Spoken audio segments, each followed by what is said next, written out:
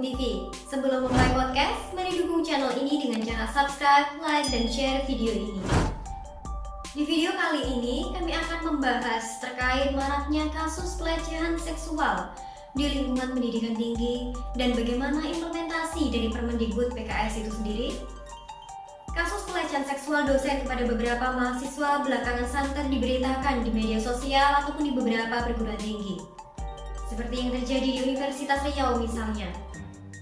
Seorang mahasiswi angkatan 2018 yang mengalami pelecehan seksual oleh dosennya yang juga seorang dekan. Kasus serupa juga sempat terjadi di Universitas Negeri Jakarta. Dan sebenarnya masih banyak kasus pelecehan seksual lainnya di lingkungan pendidikan tinggi yang memang belum terungkap. Kasus pelecehan seksual yang terjadi saat ini memang tidak pandang bulu, baik siapa yang beresiko menjadi korban maupun siapa yang menjadi pelaku. Lebih parahnya, tindakan kekerasan ataupun pelecehan seksual yang dikutuk oleh semua pihak ini tidak hanya terjadi pada zona-zona rawan, tetapi juga kerap kali terjadi di lembaga pendidikan yang seharusnya syarat dengan nilai-nilai kemanusiaan dan keadaban, termasuk terjadi di institusi pendidikan tinggi. Memang begitu miris ketika kasus kekerasan seksual justru banyak datang dari lingkungan akademik seperti perguruan tinggi. Lingkungan akademik yang hampir semua lapisan masyarakat sangat menghormatinya, dan mereka yang ada di dalamnya pun adalah orang-orang yang memiliki edukasi yang baik. Sehingga merespon masifnya kasus kekerasan seksual yang terjadi di lingkungan kampus, Mendikbudristek Nadiem Makarim pun menerbitkan Peraturan Menteri Pendidikan, Kebudayaan, Riset dan juga Teknologi atau Permendikbudristek Nomor 30 Tahun 2021 tentang pencegahan dan penanganan kekerasan seksual atau biasa kita sebut dengan Permendikbud PPKS di lingkungan perguruan tinggi. Mengingat Indonesia sendiri memang belum memiliki aturan khusus yang menangani kekerasan seksual di lingkungan perguruan tinggi. Pasalnya, peraturan yang ada pada saat ini hanyalah mencakup perlindungan kekerasan seksual dari kondisi-kondisi tertentu. Misalnya saja pada UU Perlindungan Anak yang hanya melindungi anak di bawah 18 tahun ataupun UU PKDRT yang hanya menyasar pada lingkup rumah tangga. Dalam Permendikbudristek Nomor 30 Tahun 2021 ini sendiri, selain diatur tentang ancaman sanksi bagi pelaku tindakan pelecehan seksual, juga diatur terkait upaya pendampingan, perlindungan, dan pemulihan bagi korban tindakan pelecehan seksual di lingkungan perguruan tinggi. Kemudian bagi pelaku tindakan pelecehan ataupun kekerasan seksual, mereka tidak hanya terancam dikenakan sanksi administratif, tetapi juga sanksi berupa pemecatan ataupun pemberhentian tetap. Meski peraturan ini sempat menimbulkan protes dari sebagian kalangan tentang penggunaan frasa tanpa persetujuan,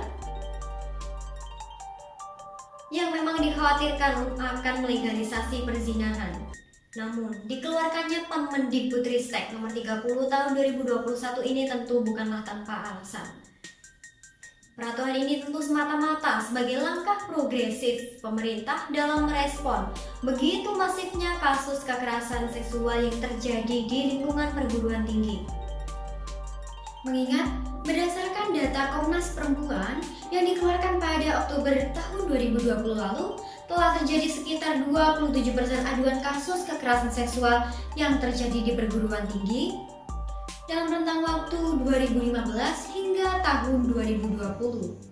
Sementara itu, survei yang dilakukan Direktorat Jenderal Kemendikbudristek pada tahun 2020 menemukan sekitar 77% dosen yang disurvei mengakui telah terjadi tindak kekerasan seksual di kampus mereka.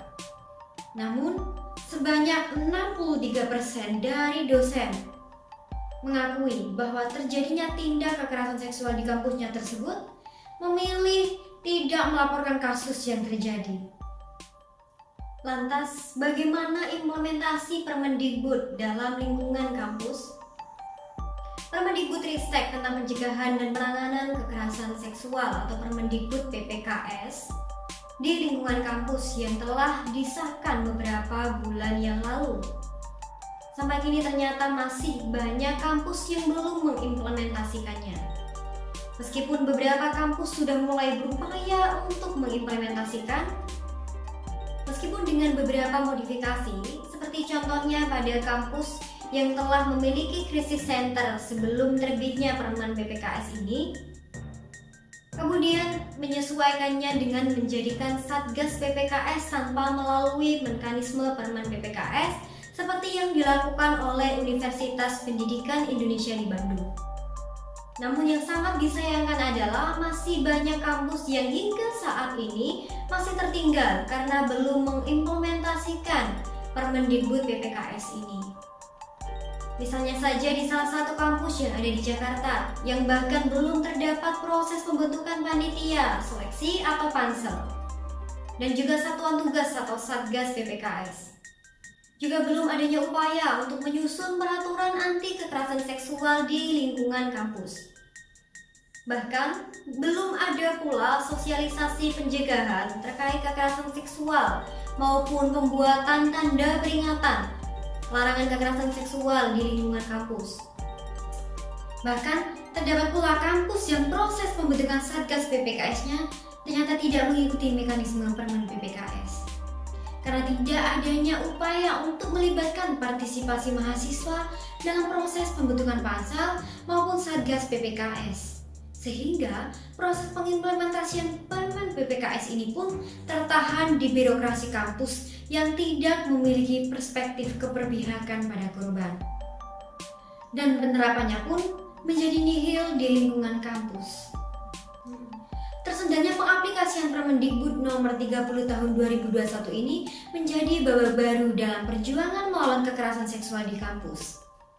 Seluruh kampus di Indonesia seharusnya bergerak cepat dalam mengambil langkah taktis maupun strategis. Bukan hanya sebatas formalitas dalam pencegahan dan penanganan kekerasan seksual di lingkungan kampus. Pemerintah pun juga harus tegas segera mengambil tindakan. Tak hanya soal partisipatif yang belum optimal, namun juga kurangnya sosialisasi mengenai Permendikbud Ristek itu sendiri.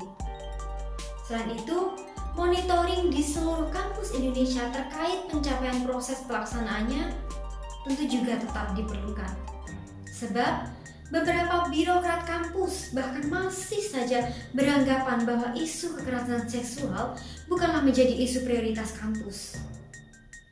Tentu hal ini merupakan tanda bahaya karena birokrat kampus merupakan salah satu aktor dalam proses mewujudkan kampus aman dan juga bebas kekerasan seksual. Sekian video dari kami. Semoga video ini bermanfaat. Terima kasih sudah menonton dan sampai jumpa di video berikutnya.